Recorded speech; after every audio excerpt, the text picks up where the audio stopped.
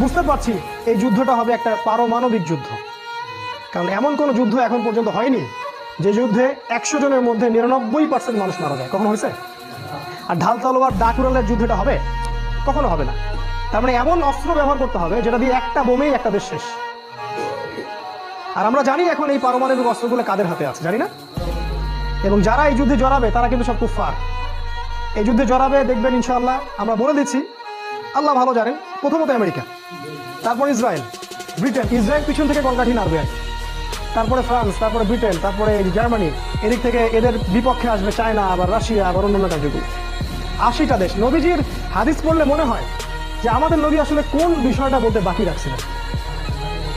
সংখ্যা বলে দিয়েছেন যে 12,000 করে সৈন্য পাঠাবে প্রত্যেকটা দেশ। এই হেদায়েতগুলো কি ওদের কাছে আছে? এই কোরআন এবং সুন্নাহ আমাদের কাছে আছে, কিন্তু সবচেয়ে দুর্ভাগ্যজনক হচ্ছে এগুলো আমাদের হাতে থাকার পরেও আমরা ওদেরকে জবাব দিতে পারি না। দোষটা আপনাদের না, দোষটা আমাদের। এই যে মিম্বরগুলোতে দাঁড়ায় যারা আমরা খুতবা দিই, ওয়াজ করি, মাহফিল করি, দেশে আমরা ধর্মের কি বল রিপ্রেজেন্টেটিভ, হ্যাঁ, আমাদের দোষ। এই সামনে শীতের সিজন আসবে, কোটি কোটি ওয়াজ হবে বাংলাদেশে। শেষ জামানা নিয়ে সতর্ক করার জন্য একটা ওয়াজ হবে না, একটা ওয়াজ হবে। বললে চাকরি হারাবে, জনগণ পিটাবে, বা 14 শিখের পিছনে চলে যাবে, ইত্যাদি ইত্যাদি। তাহলে এই যদি হয় অবস্থা, তাহলে কোরআন এবং হাদিসের আমানতটা কে রক্ষা করবে বলেন?